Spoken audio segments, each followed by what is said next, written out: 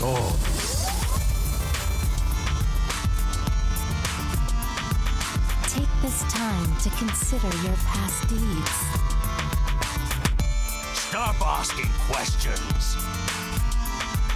You had your chance.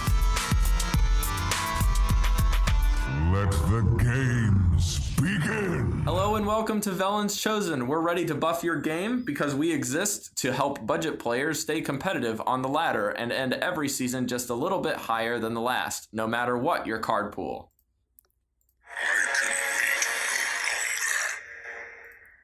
That was Gromash Hellscream, ladies and gentlemen, and He's joining excited. me today is Evemartyn and Andrew Brown. Eve, how are you doing today? I'm great. How are you guys doing? Pretty good. Andrew, what about yourself? You know we good up in this house.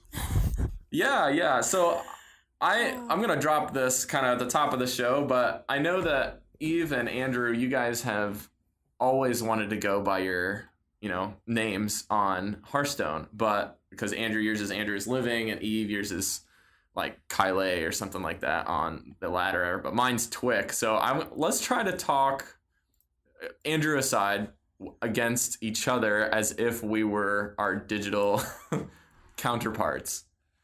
You know what I mean? So like you guys can refer to me as Twick, and I can refer to Eve as Kylie or whatever it is on the ladder. You want us to call each figure other out how to pronounce it if you're gonna do this. Yeah, that's important. So how do you say yours, Eve? Kaylee. Kaylee, okay. Yeah, it's just the Gaelic way of spelling Kaylee. Okay. And then mine is Twick, which is a old gnome mage that I made back in the day. I thought it'd be funny to have somebody have a little death animation getting nuked by a fire mage that just said, "You've been killed by Twick," and it's a little gnome dancing on you. No big deal. So you want me to refer to you as Twick from now on? Let's just try it for this episode and see what happens. It'll be something new. And we have to call Andrew is Living? Or we can call him the Living Man. It all breaks down with me. I'm sorry, guys. We'll just say Andrew because he's boring. Dang. Oh, no. Wait, what's... See, Wait a minute. BinacaFreak. We can call him Banaka. Yeah, right. That We're was gonna a make mistake. him change his Blizzard tag eventually That was a to mistake. BinacaFreak. Okay, All right. I have this problem where, when you change your, when you first make your PlayStation name and then you can't change it after that ever, Right, for all yeah. time. Mine is my name, so it's Evemartyn. And I have this feeling that this is the reason why I don't get any friend invites when I'm playing Destiny, because it's very obvious it's a girl. Like, there is, no other interpretation of Evemartyn. Like, stay with me. My husband decided to start playing Destiny. Okay. And not going to share his name, but it's completely, random Yeah. name, not a human person name. Right. And he gets game invites all the time. Just play with me, will you be my friend, and people to play with. And I never do. That's lame. And I think it's oh, that's a girl. That's you lame. can So tell. what you're telling us is we need to have our viewers submit emails for new names for Eve and Andrew on Blizzard and PSN. Now, I never said I had a problem with my name, and I still don't, but apparently we just need people who are playing Destiny to hit up Eve. Yes. Friend Come on. me. Come Get on. I need Eve people friend to play invites. with. You'll get It's featured so on her Twitch hard. page. There we go. It's just so hard to do raids and stuff solo. Oh, I bet. So hard. Anyway, enough Okay. of my Destiny problems. Yeah. People, when you're making a name, Make it think cool. about it. Think about Think it. about it hard. It's important. It is. All right. I'm going to be pulling open our emails. So while I'm talking, Andrew, why don't you discuss what today's show is about, because it was your brainchild. Absolutely. Well, I was just sitting around, and we exist for budget players, and we haven't had a show specifically all about which cards you should be crafting, because one thought, if you are trying to spend zero money on this game, is that you've got to be very intentional about how you're spending the dust that you get. So you're making the most of every quest that you get. You're re-rolling for those higher coins. You're, playing a few games a day so that you can get a win streak and get your 10 gold.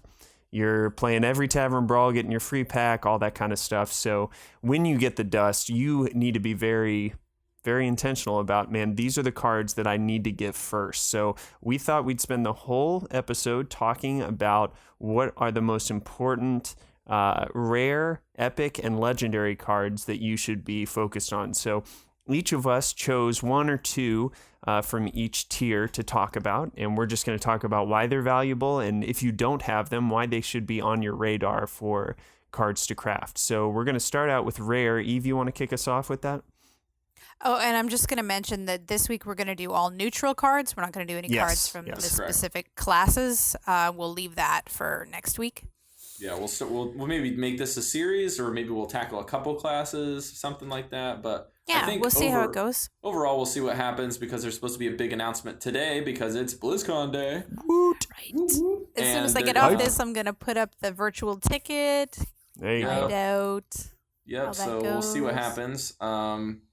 With the BlizzCon announcement, we'll make sure to cover that next week for y'all, and enjoy the hype and watch the tournament. It's a lot of good play, and we can't recommend it more because the players are going to be amazing that are still in it. So yeah, look at those guys from Korea, dude. They're bringing the shaman back, my friends. Are they really? You still I got a haven't seen Canadian in it, right? Hot form? Hot form is the only North American left. Yes. Oh, Purple's out? I missed that somehow. He is. Dang. He Okay. is. I watched. Spoilers. I Right. watched him lose, and I was rooting for him so hard. But yeah, it was hard. Yep. Okay, so Eve, what are your rares? My two picks are Knife Juggler and Defender of Argus, and I just feel like both of these are very versatile cards that can fit into a lot of different decks. Knife Juggler just always gives you value because he does more damage each time you put out a minion, and he can be comboed with so many different kinds of decks. Most obviously Hunter and Paladin, but And Zulok. There you go. Staple. Anything that has lots of minions that you're putting out quickly, he's going to give you more value.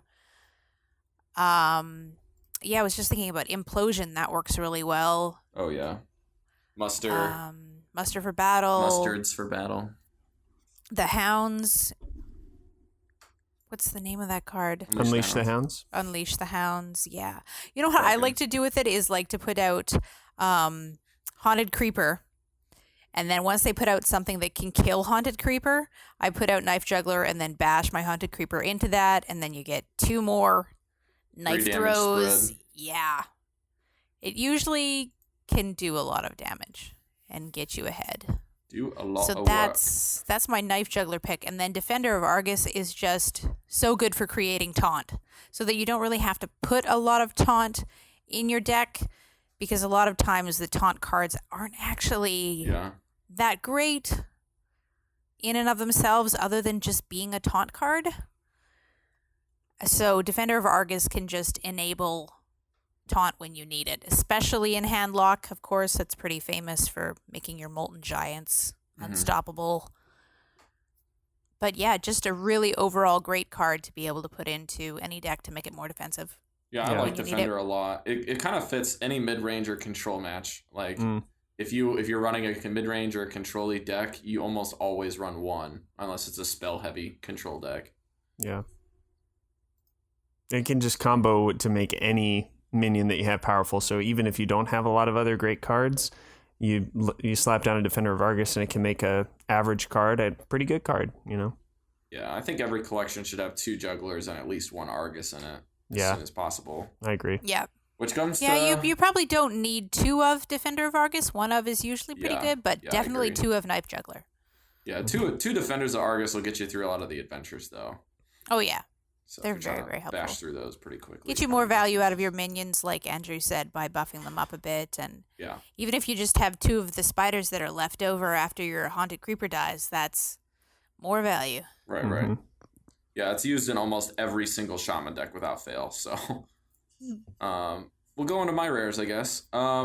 I included basically a tech card that I think everyone should have at least 1 of in their collection, and then another card that I think everyone needs to have on the top of their priority list for crafting besides the ones that Eve and Andrew are going to mention, which is Kezan Mystic and Azure Drake. So Azure Drake is used in I think there is an Azure Drake in every single deck archetype. No. Except Except that's warrior. non-aggro. I would say not That's warrior. non-aggro. I don't have any Azure Drakes in it. Warrior. Like Azure Drakes are used in Oil Rogue. Azure Drakes I've seen used in lots of mage decks. I want to say it's an auto include in any mage deck. It's also an auto include in a lot of shaman decks. Okay. What's the other class that uses Azure Drake? Oh, Druid. Yeah, Druid. It's a huge card in. It's also pretty good for. It's good for priest. Dragon Priest. Priests. Yeah. Dragon Priest. It is absolutely good for Dragon Priest. So it's used in gives you almost card all draw, the gives archetypes. you dragon. It's pretty awesome. I use it a lot in my Dragon Warrior for a while, and it was pretty interesting. Sometimes being able to drop an Azure Drake and then get some bonus from like Bash or something, and a Dragon Warrior is pretty interesting. So, however, random fact: if you want to use Bash and Azure Drake, you're going to do 4 damage, but you're only going to still gain the 3 armor. So just for future reference. But the Kezan Mystic is also one that's been seeing a crap ton of play lately, because of the re-rising, I guess, of every season when the meta shifts of Freeze Mage. Oh my gosh. This thing can completely dismantle Freeze Mage when you draw it at the right time. It's really good in aggro v aggro matchups, especially against hunters that are dropping flares on you. Yeah. As a paladin. So Kezan is just awesome. Usually a one of inclusion, unless you're playing in a tournament or a fireside gathering where you're anticipating a lot of the really good players to be at least bringing one of their decks as like a Freeze Mage, or it's not that big of a tempo swing against tempo mages, I'm thinking, but it can be. It's like a very situational card in those matchups, but I think Kezan's really cool. I don't know. I mean, think it's an pretty overcost. Good, yeah. It's an overcost if you're not playing up against a secret, but with as much paladin and even there's been a lot of mech mage on the ladders, and you've got a good chance that you're going to run into something where it's helpful. Right, which is why you don't want to necessarily put 2 in, but 1's usually pretty solid. Yeah, I mean, if you steal an explosive trap from a hunter, especially a face hunter, you can slow them down long enough that they're just thrown right off tempo. Yeah, Kezan has actually been able to kind of take out another really good rare that used to be really good, which is Mind Control Tech. Because usually, you're kind of just praying you pull one of their minions off there for a minion board and kind of swing back the game. Mm-hmm. But, Kezan is a little bit more reliable to try to get some tempo than MC Tech, and it's 1 more mana. Absolutely, yeah. All right, Andrew, what's good. yours? And I chose Violet Teacher, which is really key in token decks, especially. You'll see it in a lot of rogue, oil rogue, and the token druid decks. Those are kind of the 2 main ones. Can you guys think of other ones where you see it a lot? I think those are really the only ones, but it's such a key card for those decks. I've seen spell heavy Shaman Malygos decks run it. Okay, I've seen mages run it before. It really depends on your card pool, like what you've got. If you've got this and you don't have some other cards, it can be really helpful to put it in to help you get minions. Mm-hmm. It's really good in arena. Oh my word. Mm-hmm.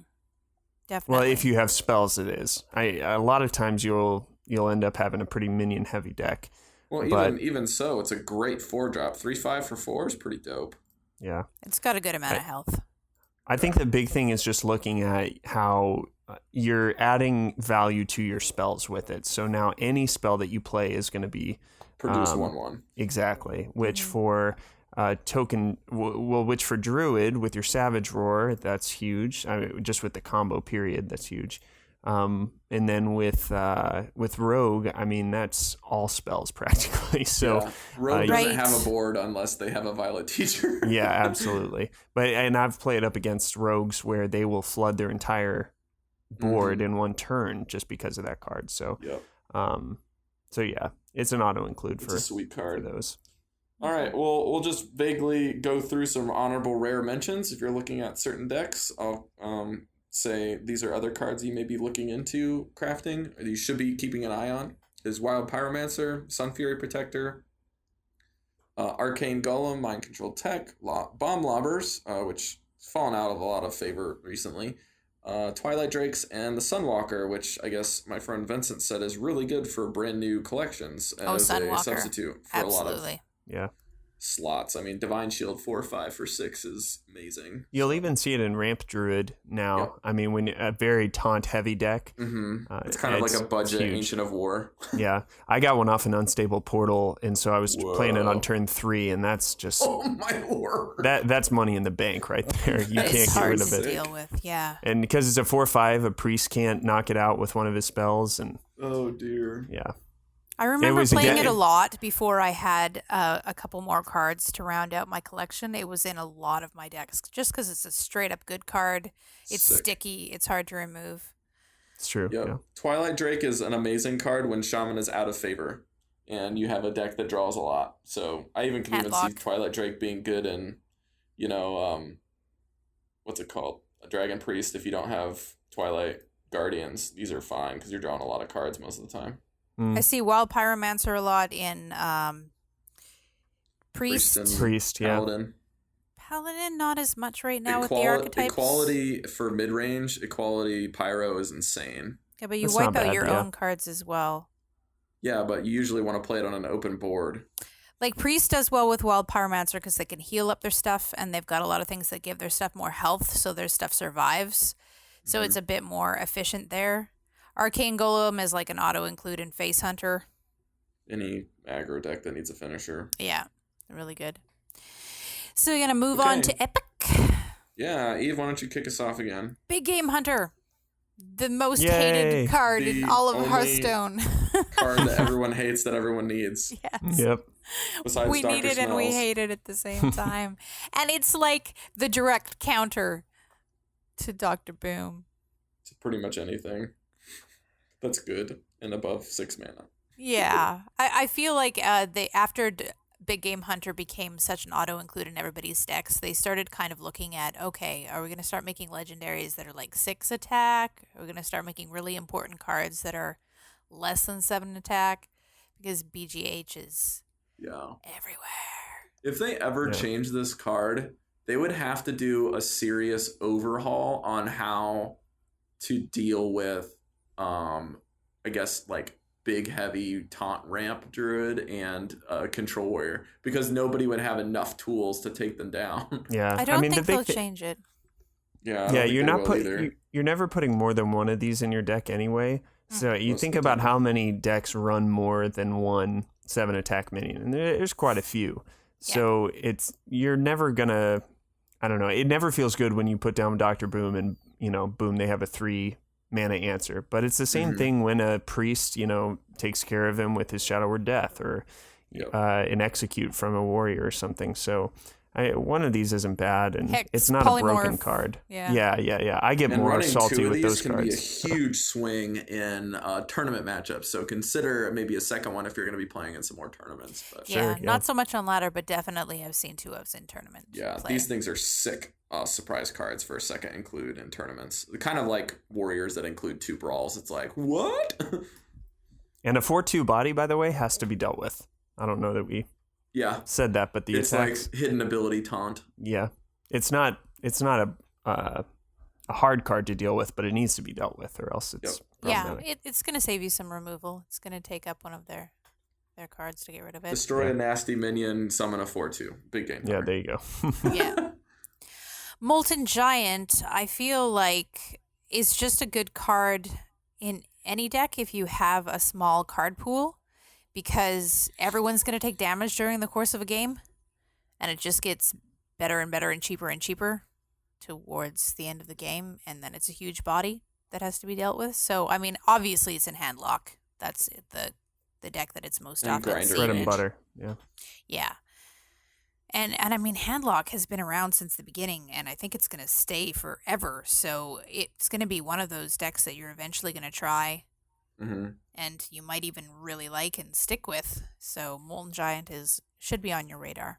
Yeah, kind of on the same logic though, Eve. Like, I would say this card should be paired with Mountain Giant, because I think both of those 2 different cards are kind of just depending on what class you're playing. So I think, for instance, you're playing Zoo or Handlock or something, Molten Giants might work, but I think you're summoning a crap ton of minions throughout the game, Moltons may not be the best decision. The mountains are pretty insane if you can get like 3 or 4 minions on the board and then drop a mountain giant. You're like, because you can do that in the middle of the game. You don't have to wait for your health pool to go down. That's true. Depending on what class you're playing, you could have enough minions to get it out earlier. To me, though, it's a lot more reliable that you're going to lose health during a game than that you're going to have enough minions out there to be able to cast it early on. Mm. But I don't know. I can see your point. I can see your point, and we're valuing epic cards here, but I think that there might be a little bit better of an alternative if you're looking for epics. I think epics are just a tough card to craft, thankfully, because usually epic cards, according to Blizzard, are rare cards that do specific things under specific circumstances. That's basically how you want to read the epic tag. Mm-hmm. So, Big Game Hunter, you can play it anytime you want, but specifically when there's a 7 health creature on the board, that's when you want to play it. Yeah. Molten Giant. That makes sense. So it's the same thing with everything, right? Mm-hmm. I think if we can kind of emphasize that with each of these cards, you'll kind of see what we're saying. So I'll go into mine then. Yeah. Fel Reaver. Fel Reaver is seeing a lot of play with any and all aggro decks, at least as a test card. Aggro Fel Druid. Reaver is disgusting. This card is a 5-cost minion that does 8 health, 8 damage on the board. It's crazy. So this one is like specific circumstances. I want to hit 8 health to your dome as soon as I can. Mm-hmm. Specific circumstances then necessitate I don't care about card draw, and I have a lot of low value minions that I flood the board with. So it's okay for me to discard 3 at a time for every card that they play. So Fel Reaver has a big trade-off. So if you want to say epic cards are either for specific circumstances or they're for or they have a big downside. Yeah, they have a big downside with a specific job to do. Mm-hmm. I think that's Fel Reaver. Fel Reaver is getting play in Flood Paladin. I've even seen one in a Secret Paladin list that surprised me, but I was like, that makes a lot of sense if you're trying to get a curve out. 5, 6, 7, turn 5, you drop this, turn 6, you drop a Mysterious Challenger, and they're going to cry. If you've got what you need in your hand, yeah, and you're not worried about still trying to pull it from your deck, yeah. I got completely destroyed by an aggro druid with this. They had 2 of them, and I kept making them empty their entire deck till they had no cards left, and they still killed me. Yeah, it doesn't even matter. If that thing hits you for 8 one time, it's kind of like Amaz's Savannah High Main rule. If you play Savannah High Main on an empty board and you hit them in the dome for 6, then you'll win the game. Yeah. Like that's Amaz's rule of thumb. I would say that translates to Fel But Reaver. let's be really careful about like saying this card is disgusting or like really easy, because I've had so many times when I've played a Fel Reaver and I'm up against a Tempo Mage or something like that, and they coin into Unstable Portal into it. I seriously had it once where he had both his Unstable Portals and the coin, so that was half of my deck gone in one turn, and that's not every time, but there are lots of times when your opponent can be really smart about how they're playing and just cripple you, or they can play 1 card, 2 cards, and then a Shadow Word Death. I mean, just take care of it immediately. Yeah. So there are a lot of circumstances where Fel Reaver can actually be against you, and that's exactly what you were talking about with epic cards being hard to play and stuff. So when it works, man, it works. But when it works is usually when it can be played on curve and your opponent has very little cards in hand. If you can coin it out, you're golden. Yeah, if you can coin this out on turn 4, it almost doesn't matter what they can do the next turn. Almost. Like Andrew said, if they have the God Hand, with the coin plus portals on mages especially, and then sometimes if they can freezing trap it as a hunter, you may be stuck. But yeah, let's move on. Twilight Guardian.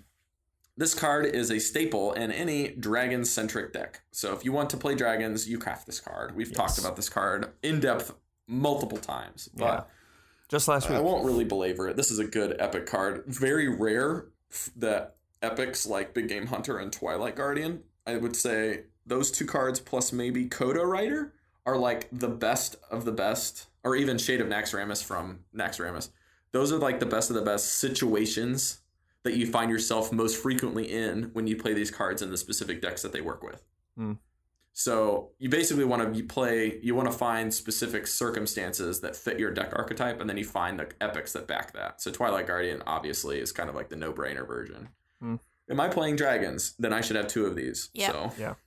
And if right. you already got Absolutely. Blackrock Mountain, just slap down those 2 because they'll fit into any deck that you're making out of those. yeah, I mean, if you want to play dragons, there's basically 2, 4, 6 cards you include in every one of them. It's Twilight Guardians, Blackwing Corruptors, Azure Drakes, and if you have a class card, you can consider it. And then the other dragon that you're going to be putting in is either Alex Ysera or Nefarian. Yeah. Or some combination of those. So those are my epics. Andrew, what do you got going? Mine is Enhanso Meccano, which is a funky little card. But I picked him because he's going to work so well in Zoo decks, which is a big archetype for budget players. So He's huge in Chinese Zoo decks. That's true. oh yeah, I believe that. I mean, if you get a Wind Fury on a couple of your guys, it can be GG. a huge finisher. Yeah. So Divine Shield. yeah, so you really can't go wrong. You don't want the taunt, but if you've got 3+ minions on the board, it's really going to be a win more situation. So having one of those in a Zoo deck is usually a good idea. So what's the specific circumstance that we want to play this in, Andrew? Zoo when you've got 3 or more minions on the board, I think. Right. So we're looking for any minion board that 3 minions have survived and can attack this turn. We'll drop an Enhanso, and that's the ideal situation. And also I want to throw out there, I was surprised this didn't make any of our lists. Well, maybe you want to craft a mysterious challenger or 2. I don't know. Yeah, but didn't make our that's list a 'cause it was a paladin neutral card. card. It's a paladin Oh, card. that's right. I'm sorry. I'm an idiot, man. And I didn't put Shade of Naxxramas on the list because I was trying to stay away from putting in adventure cards because you don't actually have to craft them. So we're trying to stay away from adventure cards altogether in this show just because of that reason. Yeah. Right, that's true. I forgot. So I put that one I'm in. glad that it's in the list for us to discuss today, but just for future reference for the rest of the episode, when we talk about legendaries and specifics like Lotheb, Nefarian or not, we're not going to talk about them because you're going to get them with the adventure. Yeah. Okay, so honorable mentions. Andrew, why don't you list those off for us? Yeah, we got the Grand Crusader, which, by the way, is a great add in Control Warrior. It's fun to play with. Kodo Rider, you mentioned. Faceless Manipulator, always fun. Mountain Giant for the hand lock. Doomsayer for Freeze Mage and some other delaying things. And Blood Knight, especially with the with Secret Paladin, it makes a good surprise card, kind of. Yeah. I had Faceless Manipulator before I had any legendaries, so I just put it in a bunch of my decks, hoping to copy my opponent's legendaries. It can be a pretty nice 5-mana copy, this minion. Yeah. But with, copying Dr. Boom doesn't feel as good as playing Dr. Boom. Ragnaros. No. But yeah, there are other cards that it can copy that are really sick. Like if you buff up their Mysterious Challenger, you drop this and then you can remove it. That would be pretty crazy. Yeah. Okay, so legendaries. Eve. Dr. One more Boom. time. Dr. Smells. It's honestly, I on. probably would say if you want to craft a legendary, he should be your first one to craft. I don't think I'd have too much argument in there. He's an auto-include in almost every single deck. He's just good value. You don't want to drop anything else on turn 7. He's number 1. Yep. Yeah. No question. Dr. Boom. Ragnaros I put down because he's got a lot of really good value. Even if he gets silenced, he's still an 8/8 body that's hard to deal with. He's got a cool ability. Yes, he gets killed by Big Game Hunter, but so do a lot of other things. I still don't have Ragnaros. Really? I wish I did. That was one of the things that I regret about crafting Vol'jin for my priest deck. Yeah. I'm happy with my priest deck, and I'm glad it's very complete, and I like playing it, but I sort of wish that I had Ragnaros instead of Vol'jin, honestly. Yeah. It's kind of a regret of mine. Yeah, I like Ragnaros. I think going forward was when we mentioned the legendaries for Andrew and I in the honorable mentions. The reason that the cards that we list are good is when or if these cards, when they hit the board, do something. Yeah. Not You want when immediate they hit value. the board and you wait and then they do something. Those are qualified as fairly poor legendaries. Well, that's why like Chromagus is a tough card because you don't, Yes. unless you play a Power Word Shield, you don't get immediate, and he can kind of be a Or you dead play card. the Warlock randomly yeah. and you draw a card with your hero power on turn 10. That's why Archmage Antonidas is tricky as well. Yeah, he's a turn 10 card. He's not a turn 7 card you play and let it hit the board, right? You want to play them. So, like I said, it's either when they are played or if when they're played, you can activate them in order to get their effect immediately. That's when you want to play like the card. Ragnaros his effect is at the end of your turn, right? So it's going to happen. So it's the same turn. Yep. Yeah. Same turn in which it's played. All right. My cards kind of break this rule a little bit. The first one is Sylvanas. Sylvanas has an immediate effect that's kind of hidden to most players, which is why they didn't really think it was that great of a card per se. But like Sylvanas is a card that when it hits the board, your opponent has to figure out how to deal with it. Because it's going to mind control something on their board. So either they're going to remove it on an empty board pretty easily, and then they have to burn removal on a 6-mana card, or they have to deal with Sylvanas with their current board state, which is usually when you want to play it. Playing Sylvanas on an empty board is probably one of the trickiest parts about playing the card, is knowing when to play Sylvanas on an empty board when it's going to be favorable. But also playing Sylvanas on a board that's filled with minions is not always the greatest choice. Similar to playing MC Tech at the right time. You don't want to get a 1/1 out of it. Yeah. So you kind of... You can basically maneuver are it forcing... pretty cleverly to try and get the minion that you want Yeah. to get. Yeah, you can. And then But there's don't- also a few tricks where people are like, I'll execute my own Sylvanas, or I'll Shadow Word Death my own Oh, Sylvanas. yeah. Oh, yeah. Sometimes those are good plays, but I've been watching a lot of streams and people are just saying how Sylvanas' value isn't in letting it hit the board and stealing the minion. The value of Sylvanas is hitting the board and having your opponent figure out what to do next. Because instead of them focusing on their plan of how to kill you, they have to deal with what's on the board. Yeah, but for It, the like, priest, gives you a turn, it's practically. for the priest, it's a 9-mana mind control, which Yeah. granted isn't always the right decision, but it can be a really good play. It can be. That's what I'm saying. Like they give it. That's why I think Sylvanas is great, is because it gives you options. A lot of times people can't deal with it and they have a couple minions on the board, so they don't play a whole lot of minions, or they play some low cost minions and flood the board a little bit to maybe increase their odds of you taking something crappy and then just ignore it. So Well, we're even if definitely- they ignore it, you can figure out how to work it. What we're definitely agreeing on, though, is you don't play Sylvanas when your opponent has an empty board or can deal with it by taking out all of their...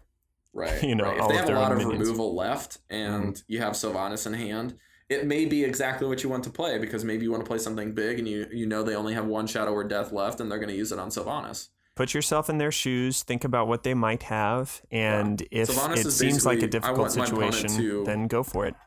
Yeah, Sylvanas is exactly that. It's like, I want my opponent to make something where they're using cards to deal with this and not something else. Yeah. You All right, just my other rename card- her and call her Monkey Wrench. Monkey wrench, there you go. My I other think you're card right is about a- the value to her. The value is that Yeah. she makes you stop. And whatever Yeah. your plan was, you're now going to have to change it. Yep. So my other card is a 6-mana card that should be played on turn 8 or turn 10.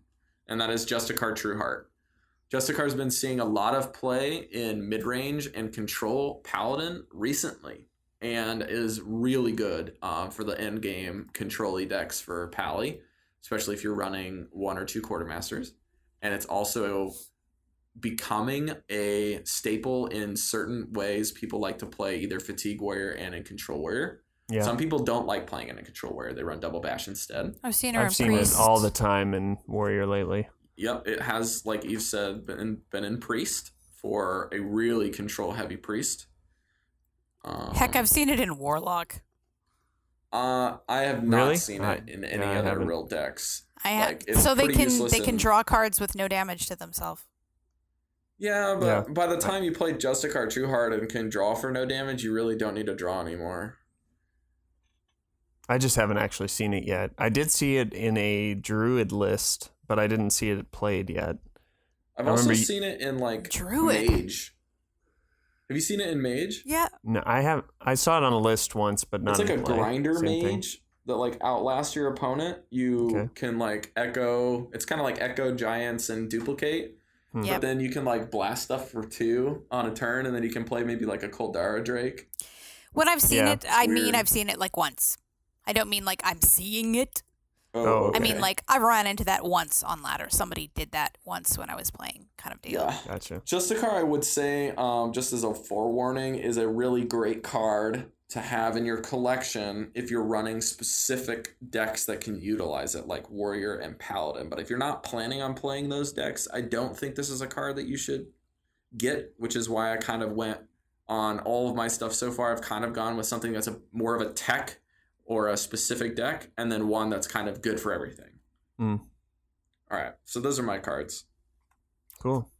And mine is Ysera, which is another immediate, thing.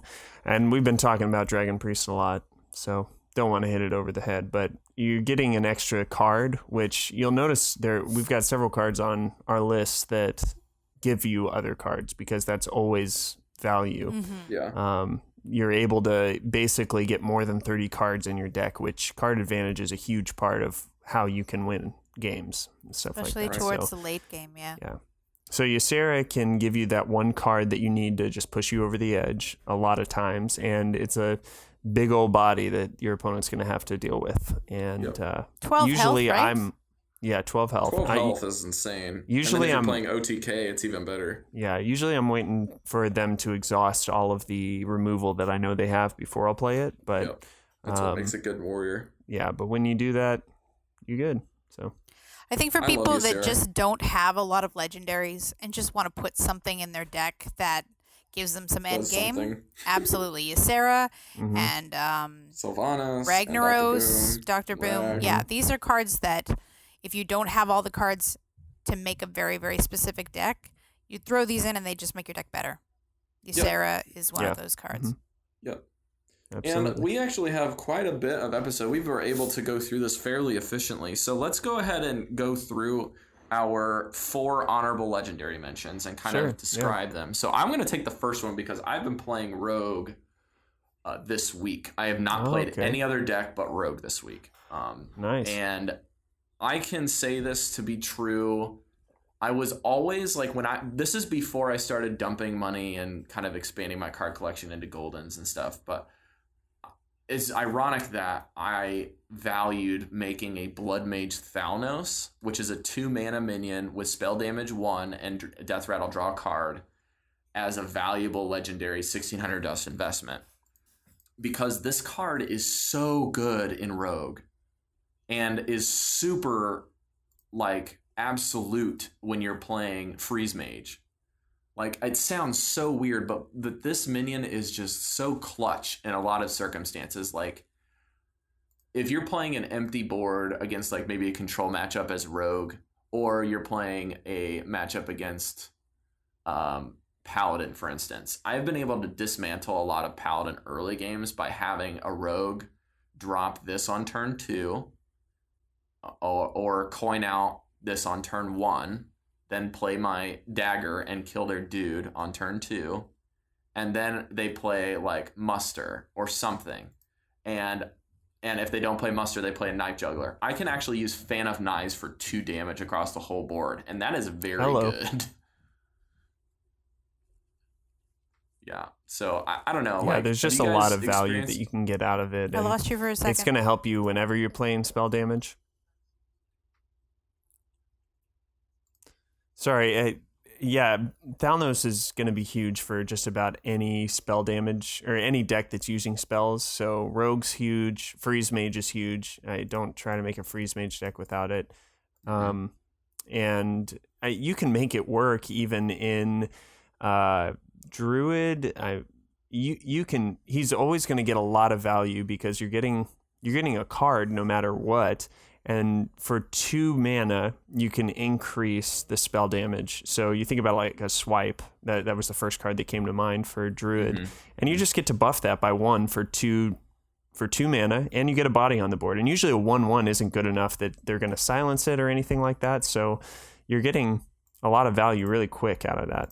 Yeah, Thalnos is just a cheap spell damage minion, and at worst, he cycles himself. Like that's which is that's fine. why he's such a good minion. Yeah. Okay, who wants to talk about Alexstrasza? I crafted Alexstrasza as actually one of my first legendaries. It's the first one I opened. Nice. Was it the first one I crafted? Yeah, you know what? I was a noob, and I crafted her before Dr. Boom. But I crafted her for a very specific purpose, which didn't actually end up working out. Uh-oh. Which was to try and take out Kel'Thuzad in the heroic adventure. Oh, yeah, because then she gets killed. Yeah, he destroys the card as soon as you try to cast it and says, no cheating. So that crushed my heart. Oh, and he does it on a couple of the heroic bosses, too. Oh, my goodness. But besides that, everyone, like, afterwards when I was talking to people about, and then I just crafted this legendary, they were like, no, actually, she's a really good card. You can use her in this deck and this deck. And then I started to come around. I was like, oh, okay. Warrior uses her a lot. I want to say, do you put it in Mage as well? Freeze Mage? Freeze Mage every time. Yeah. You have to have it. Dragon, so good with Dragon Synergy and Dragon decks. I think I saw Alex in a really weird deck the other day. Excuse me, I'm trying to figure out which one it was. I mean, I would just say that she Is it weird to think about putting it in Handlock? I think it used to be in the original Handlock list, but now it's kind of a maybe include. She creates a whole new win condition. That's what makes her really interesting, because with her, Freeze Mage is possible. You think about Freeze Mage, you're delaying the game for so long that you're trying to make your opponent run out of cards. But the problem is they've already gained enough tempo from the game that your health is probably really low. So you can catch up all of a sudden with Alex right at the end. So she makes it possible for you to delay the game and still win. Without her, it'd be really hard to still pull it off, you know? Yeah, and sometimes it even lets you win sooner if your opponent can't really damage you. Like you can drop that on the board and win the game. So Alex is just an awesome card. I just made her in Golden for the first time. So I know I have a really expansive card pool, blah, blah, blah, but having an expansive card pool helps us find out the value of giving you guys what you need. Absolutely. To know. So, Andrew, you and I kind of tag teams Thalnos. Why don't you take either Harrison or Sarah? I'm taking Nexus. Nexus because that's just it's a fun card, but it is a really useful one. So it's one of Hotform's favorite cards. Is it really? Yeah. Okay. I mean, the value of him is again card advantage. You're getting random spells, which are probably going to be useful at least a little bit, and that's just good. So as long as you can get one or two Inspires off, you're really in the money. So if you can get one Inspire, it's par. It's like that's what the card's for. If you get two cards, it's insane. It's really good in Mage because you have Spell Synergy anyway. So even if the card is not a great, amazing card, you're still going to get good synergy off of it with a lot of your minions and things.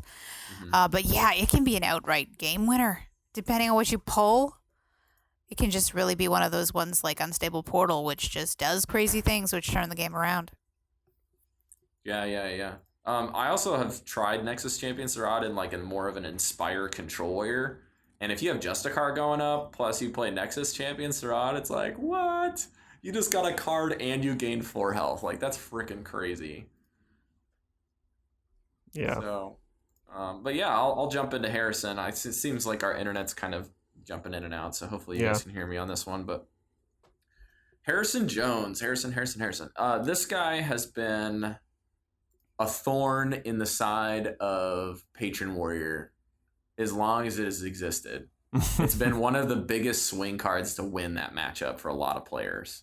And now it's becoming the card in the meta that helps you deal with sometimes dying the next turn after a mysterious challenger and they had played like a True Silver. You can get another charge off, or you can use this on a Coghammer and draw 2 cards, or you can play this against another warrior.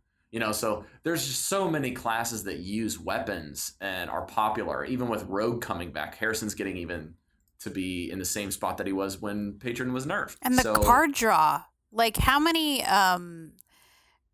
health does that muster for battle weapon have? 4. 4. Yeah. 4 durability. So if they don't use it right away, or even if they do, you can draw 3 cards? Yeah, depending on what you're doing, it could be good, it could be bad. Like there's sometimes you have to like really count your hand and making sure that you're not going to overdraw It's control true, matchups. So That's Now true. I have to tell you guys a story real quick about this card. So story time with Andrew. and this was amazing. This is amazing. So I've been playing with the Dragon Priest off and on, and I'm running Harrison in that deck right now. Nice. Okay. I was ahead for the whole game until the very end. You know when you're ahead the whole game and things start to shift and you're like, oh no, Dragon Priest is I'm like done. for me every game. I'm done. Yeah. So we were at that point. I had nothing on my board. I can't remember what he had, but he had probably 2 or 3 minions. I was so frustrated because I got him down to 1 health and I had like nothing. And he healed himself, so he got back up to 3. And literally, I've got nothing in my hand that's gonna win me this next turn. And I think I was down to like 10 health or something. So he could. It was or a priest. No, it was actually a paladin. Because he had already played a lot of his big legendaries. You know, he had Boom out. He had Tyrion, and so he's got 1 charge left of his Ashbringer. You can probably tell where this is going. So I top deck Harrison, and I think, oh my gosh, I get 1 more card. So I drop him, and I destroy the Ashbringer, draw 1 more card, and it's a Blackwing Corruptor. Hit him in the face for 3, game over, and I just like That's awesome. the biggest sigh of relief. Oh man, So- that is so hard with Priest just to close when somebody's got that low health and you just got nothing to close it up with. I've had so many Warrior Dragon Priest matchups when I was playing my Control Warrior that I won because the players don't understand that playing cards that draw in the late game make you lose as Control Warrior a lot of the time. So he dropped like Ysera into a Northshire Cleric and drew a card like twice. And I was like, you just lost the game because now I'm not going to kill that card. I literally damaged Ysera every turn so that he would heal it. Wow. And or heal himself or something. And he lost the game to fatigue. Man. Yeah, so Harrison is awesome in any meta that has a lot of weapons. Yep. Can So just really Harrison mess is up people's good plans. against Oil Rogue. It's good against any warrior. It's good against some shamans. And also this is way back before Blackrock Mountain even was out, but I remember playing Harrison against somebody who had just hit me in the dome as a mech shaman with their Doomhammer twice, and they were overloaded the next turn. You have no idea how aggravating that is. But the big thing to ask, because Draw he is a 6 meta card, cards. is are there a lot of weapons on the ladder right now? And the answer is yes. Hunter, Paladin, and Warrior are huge. And so you're almost guaranteed to get some good value out of him every game. And Blingtron plus Harrison Jones equals win. Equals a 10 mana play. That's what that Obviously. equals. Obviously. Yep. Okay. So let's go through and iTunes reviews. Oh, great. Eve, do you have any iTunes reviews from Canada? No, just had the one so far. Any Canadians, send in your iTunes reviews. I will read them. All right. Let's read the first one, shall we? The first one is from Watchman HS. I believe he follows us on Twitter. It says, Velen's chosen, good for players, ranked 25 to legend, 5 stars. I've been a listener since episode 1, and I'm happy to say this podcast is on my weekly rotation. The interaction between the hosts... Wait, did we read this one last week? It sounds 26. really familiar. Yeah, we did read this one last week. This is from a week ago Monday. I'm sorry. Watchman, we appreciate you twice. Thank you. Thank you again. All right, this one is from Hard Norris, November 3rd. Solid show, 5 stars.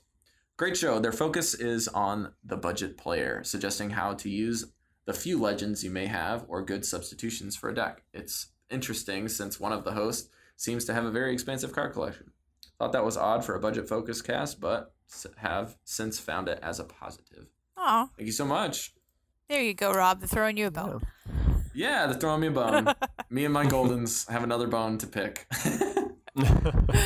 No, but it's interesting because even though I'm looking for budget options, I still have to go back through, like, even as a non-budget player, I'm going through the same process, finding what cards do I play a lot of that I can get value out of being able to see the golden cards that I like using. Hmm. I Like, think if I want to play Dragon Priest, I should craft a golden Ysera because that's a card that I like playing. I And I think probably that the don't talk fact about that it. you have all the cards means you can also tell us who don't have the cards, like, personal experience of playing with it. Mm-hmm. Because I don't have a lot of these ones, and then you'd say, well, I played a lot with that, and actually it's not that great, or it's Right, good in this right. kind of... Like, I can't talk to the personal experience of using Ragnaros because I don't have it. Yeah. And the only real advantage I can say to having a full card collection is just being able to kind of try things that are anti-meta, because a lot of times when you're on the ladder, I'll just switch one card and it'll just win games, like, so strangely. Like, for instance, if I'm playing the Corridon deck that I got to Legend with, I actually, like, remade the deck, and then I can't remember even what card I pulled. I pulled, like, one card, and then I put in Rag and Tyrion. So I had 2 turn 8 plays, and that was ridiculous. I was able to pull out some really weird games with those. It was pretty cool. I believe that. So, yeah, you can do some cool stuff by having a full expansion, but, I mean, is it really worth your 1,600 dust to kind of have that option sometimes? Probably not, but, yeah, you gotta have to figure out what the values are for you. So now that we have these, we have one email that we can kind of discuss for a couple minutes. Yeah. Very short email from... Ooh, I clicked the wrong button there. Edwin M. Edwin asks, what do you think of adding overload to charge minions? Huh. Wait, so having us... Oh, to all charge minions, or... That's literally word for word what he wrote to Well, us. because... Overload to charge. Yeah, I'm guessing that because he's Blizzard is talking about saying- all charge minions. I'm just going to assume that's what he means. Because Blizzard has said in the past that they feel like Charge is one of those cards that they don't like to make a lot of because it doesn't allow the player to react, and they just sort of are very wary with cards like that. And maybe it would encourage them to make a few more if there was a downside. Usually the downside is they have very low health and they're easy to remove. Yeah, the But- low health is traditionally that, or they do something for your opponent, like Arcane Golem gives them the mana crystal. Sure. That's interesting. I think the Arcane Golem actually has the charge mechanic right of any charge card. Because there's a downside. Or Grommash, right? Damage this minion in order to have charge. That's not really a downside. I don't know. Well, it can be if the charge minion is like It makes it harder to pull off. I'm not trying to say like Grommash. Maybe I should say more like Force of Nature. This minion dies at the end of the turn. So your opponent doesn't even have to kill it. It just dies. I think that's probably a better mechanic because they've reserved Overload to be a shaman thing. I do think the concept is interesting if you wanted to make more of a shaman charge mechanic. I think that is exactly how you'd want to do it. But maybe not if it was for an expansive pool. They have been very clear that most of the cards that you use in the neutral set are not designed the same way. Yeah, I think he's thinking right about it, though, that Yes. you want some kind of downside on those. I mean, even Wolf Rider, the fact that it only has 1 health means that it's not going to hold up very well. So I think the key is looking at what are the down. Leroy gives your opponent minions, so they're 2/1/1s. thinking that way, and I think he's thinking that way too. That is there some way to really make it that you're suffering as a result? The problem is with a deck that's as fast as Face Hunter is, you don't even have a chance to respond to it most of the time. So even if there is a downside, it doesn't really count. So. But think So they what need to counteract it. Think what it somehow. would do to Face Hunter if this mechanic was put into play. Like if all of their charge minions had. Yeah, like I can kind of see it if they had Overload, maybe even Overload 1, or just like I'm thinking of every minion that you could put in Overload 1, it really wouldn't even stop the Hunter. It wouldn't change it at all. I don't know. Hunter's minion is a 3-cost minion that has Overload 1. So turn 4, they can play it again, or they can play another 3 mana cost. Like animal companion. I think where they can play- it would slow them down just enough that it would probably change that archetype. I think I disagree on that one. Like, I don't know. Like when you go into playing Face Hunter, everything in the deck is 4 mana or less. So by the time you're playing turn 4 and above, you're just playing more of those cheap cost cards. You're always wanting to get your hero power in every turn, though. That's true to a certain extent on certain matchups, but I don't know. The overload mechanic of losing only one of those mana crystals isn't really going to screw you that much. I like the idea of thinking of different ways to make charge minions be paid for, to have a downside and getting creative. What about if they about died that? at the beginning of your next turn? Like Nightmare? Like the Ysera card Nightmare? Yeah. I think that would be even more interesting because then you can effectively ignore them, but like it gives you a little bit of a chance to basically like maybe play it and then silence it or something like that. Or taunt it It up. could be like a bad play or taunt it or something silly. Like it gives you a really weird choice, but in essence it keeps the card the same. I think we need to think of other things like that probably haven't been used as much or at all. And that's probably the direction that they're going to go, you know? Yeah. The most interesting charge minion to me is the one that they recently made, which is the Argent Horse Rider. The 2/1 for 3 with Divine Shield is pretty weird. Yeah. It's a high cost for a charge minion, but it does have an upside to it. Yeah. The Divine Shield, yeah. Mm-hmm. Okay, well, I think that's it for most of our show. Do we want to let people know where they can find us, guys? No, we must remain a mystery. Okay, bye. Yeah, you can find us on Twitter, Valen's Podcast. You can find us on Facebook, Valen's Chosen Podcast. Send us an email at valenschosenpodcast@gmail.com. We'd love to discuss any thoughts that you have, such as overload on charge, or overload on taunt, or taunt on legendary. Overload Warrior Hype. I don't know. You can also find us on Patreon if you'd like to support the show. Search for Valen's Chosen Podcast, and our website is valenschosen.posthaven.com. You can find us on iTunes and RSS feed, as well as Stitcher. And if you'd like to have our esports hero code for $5 worth of coins or 5K coins, you can punch in Velen's Chosen 15. No spaces, no caps. Eve, where can people find you? They can find me on Twitter at Finnovar, FHINNOVARR, and Twitch as Evemartyn. Andrew, what about you?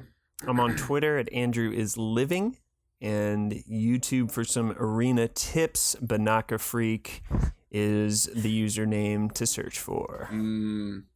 Binaka. It's good. Sounds like bacon. What about you, Rob? You can find me on Instagram and Twitter at NotRob. On Facebook, you can find my design and photography portfolio at NotRobMedia, or on Snapchat at NotRobMay. You can play some Rocket League. I haven't been on there as much. On Steam at Sir Twick. You can find my other podcast called The Maze Comedy Podcast. It's spelled MAYZ on iTunes, Stitcher, and RSS. You can find the links in the show notes. Their Twitter is MAYZ_podcast. They're also on Facebook. We have a bigger following there. And I'll hopefully be releasing another episode for that this weekend. Nice. So next week, I think we're looking forward to going into the different class rares, epics, and legendaries that you would want. That'll be fun. Yeah, we will try to pick 1 or 2 classes, maybe even 3, depending on how well it looks, and maybe discuss those each individually. And then we'll probably ignore most of the rares so that we can have time to discuss what happened at BlizzCon. Heyo. Yes. All right. I have the virtual ticket. I will be watching in a very short So amount much hype. of time. And if you guys have any donations, we would prefer being paid in Overwatch beta keys. There you go. I'm on a Mac. It's not available on Mac yet. So send it to Eve, and then Eve will send it to me. Oh, but have you heard that they are definitely going to be on consoles? PSN and Xbox. Yes. It's crazy. So there's your little tidbit from BlizzCon for this week. So we hope you enjoy the World Championship Finals. Lots of opportunities to watch the tech cards that we talked about today being played. And we hope that we buffed your game this week. That's it from us. And not all who wander on the ladder are lost. See ya. Bye. Later.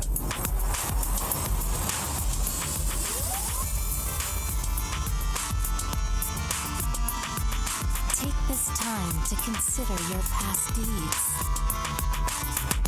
Stop asking questions.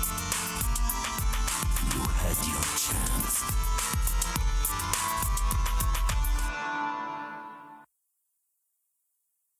Did I miss it?